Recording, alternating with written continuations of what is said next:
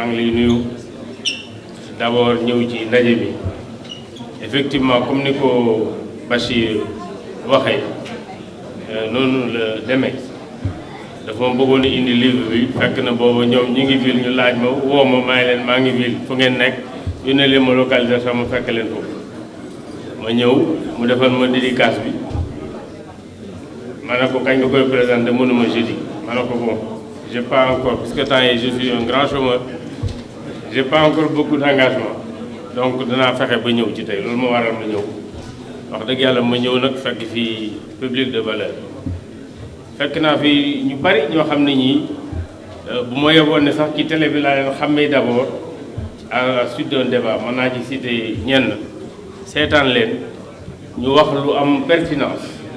ma yëkkati sama téléphone woo journaliste bi ne ko diw de dégg naa ko mu wax dara jox ma numéro ma yëkkati waxtaan peut-être ñu bari ci ñoom maa leen mag encouragé ci li ñuy def bi ma gisee si livre bi aussi dama laa encouragé ne la baax na Sénégal ñuy bind ñëpp nu ñëw bind waaye baax na ñuy bind parce que bind dafay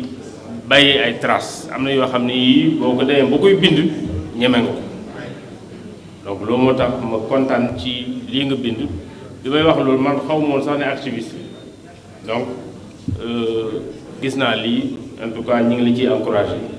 dossier bi nga yëkkati nag am na solo xam nga yàlla dafa def bi ma njëkkee dégg honorable député mon frère et ami Thierno Alassane Sall wax ci dossier bi ma déglu dama ne ah Jean-Michel am nga soxla et je vous dis lu tax ma ne ko Jean-Michel am nga soxla parce que Thierno Alassane yàlla dafa def ñoom bokkoon gouvernement 2012 dans le gouvernement ni ñuy toogee conseil des ministres dafa am ordre bu ñuy toogee yàlla def na man ak moom ñoo dende woon c'était mon voisin de droite donc souvent avant président di ñëw léeg-léeg ñu discuter ci yenn sujet léeg-léeg mu wax ma liñ ci xalaat Thierno nag ku dëgër bopp la day jël dossier bi wax ma ci lim ci xalaat wax ma lim ci nar a wax ma ne ko doo ko fi waxee de booy boo xam ne doo ko fi waxee beneen yoon wala nga xaar beneen cadre beneen moment dañuy toog conseil di ñu yàgg ma gis mu yëkkati loxo bi ma dal di jël sama tànk dëgg ci tànkam moom mi xam ne dara du benn du ñaar dans le premier gouvernement noonu leen doon fonctionner moo tax bi ma gisee mu yëkkati dossier bi te xam naa ne kenn du dëgg tànkam dana wax li mu bëgg wax donc moo ko ciy félicité moo koy félicité ci loolu parce que xam naa ne rek bi mu ciy wax te wax dëgg yàlla xamee moo koy caaxaan laa xam ne bi muy wax xam na li muy wax fu mu ko teg ndax yàlla def na man moom man quelque soit alors man j'assume mes relations j'assume mes amitiés on peut avoir quelques soucis moom xam na à plusieurs reprises des fois on n'a même pas eu les mêmes positions politiques dama koy woo ne ko léegi lii ci li nga wax laa ci xalaat barki démb rek laa ko mujj woo félicité ko quand ils ont fait le recours moo ak Anta Babacar parce que dama leen di suivre ma ne ko man xam naa ndax ànd naa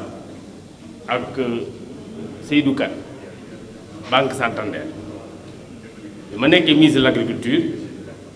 boobu on avait le projet Intermac ma bëgg a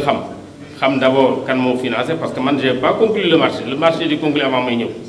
bëgg a xam ñan ñoo liggéey bi ma demee Intermac j'étais très content de voir un Sénégalais bi ma demee Santander ànd ak moom j'étais très content de voir un Sénégalais aussi bien introduit dans une grande banque comme Santander qui finance des projets pour le Sénégal. La deuxième chose, j'ai été agréablement surpris de voir des Sénégalais dans la chaîne de fabrication du matériel agricole. Pas uniquement des ouvriers, des capots. mu gën ma encouragé ma ñëw sax rek ñun kat war nañu am beneen projet boo xam ne bii dañoo war a def nangam donc loolu xaw ma nag xamoon nga Seydou Kane avant mais man xam naa ko avant mais j'ai dit bi ñu ci jógee wax ma ne ay waay li ma ci naqari dinañ wax ne tukulóor yaa ngay alliance mais man loolu xam naa ko ci Seydou en toute objectivité moo tax su may wax ci moom loolu laa ci wax bi ma déggee affaire bi am aussi mais ma ne ah gannaaw Thierno wax na ci am na lu mu ci xam parce que xamewuma koy caaxaan mais auparavant dossier boobu man bi ma génnee énergie la ma gëj a intéressé maa la jiitu énergie après nga ñëw énergie mais kii dafa wax léegi dara man su ma wax loolu lay poser comme question parce que livre bi commencé gu ma ko lire je profiterai de la coupe du monde ma demee seetaan bu su ma xawee am tuuti repos seetaan lire ko au Sénégal gagné France danaa peut-être engagé wu lire xaaj déjà avant le deuxième match mais Bachir je pense que à la page 13 damaa gis nga bind ni def nañ 25 villages man je doute de ça parce que damaa gisagul oui moo tax ma wax loolu xam nga man je suis scientifique may bind lu leer ma d'accord ci gis ko man dama wóorul ndax projet bi démarré na c'est peut-être ça parce que damaa gisagul benn firnde bu ne projet bi démarré parce que yow da nga ne page 13 que ne wax na ne def nañ 25 villages man ma nekkoon ministre de l'énergie xam ne au ministère de l'énergie notamment au niveau de l'ASER il y a beaucoup de programmes qui s'enchevêtrent donc d'ailleurs je me demande il faut puisque wax nga Baba mais Baba waroon na la wax ndax 25 villages yi bàyyi ko fa woon ci beneen programme d'autres questions pertinentes que doivent poser dans ton livre. Baba Diallo lu mu wax dafa gën a garaaw loolu. waaw xam nga lu mu wax. mu ne gosse bi da doon ngénte ay doom yu mu jurul parce que nee na tous les villages où il a été pour dire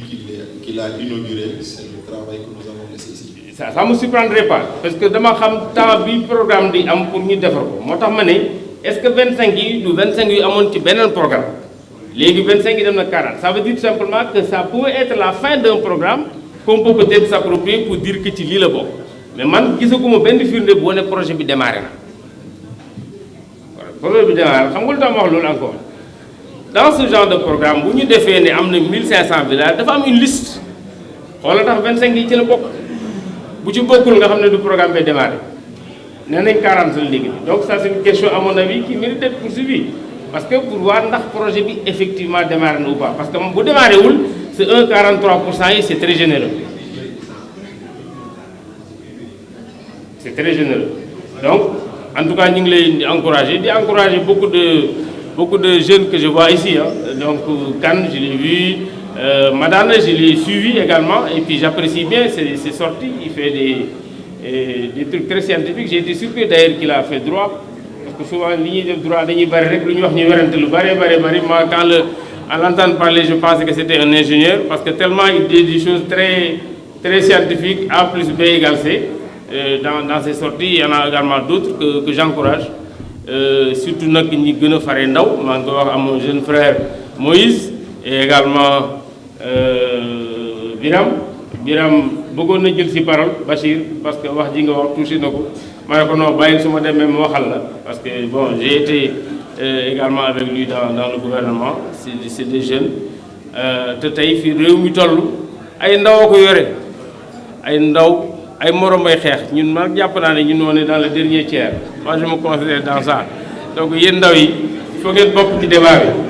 c'est pourquoi su ma ci gisee kenn ak quel que soit son niveau de formation bu waxee lu logique dama ko ciy woo encourager ko féliciter ko parce que affaire bi noonu la war a demee il y a beaucoup de débats il faut le poser sur la table il faut oser di wax parce que léegi li xew mooy on a renégocié il y a pas de problème c'est bien de renégocier mais à un moment donné at the bottom line da ngay teg ne lii laa renégocier c'est-à-dire affaire bi lii la woon lii laa am waaye on a renégocié sur des choses yoo xam ne tout est farfelu c'est pas bien c'est pourquoi je dis moi je fais peut-être des fois quelque sorte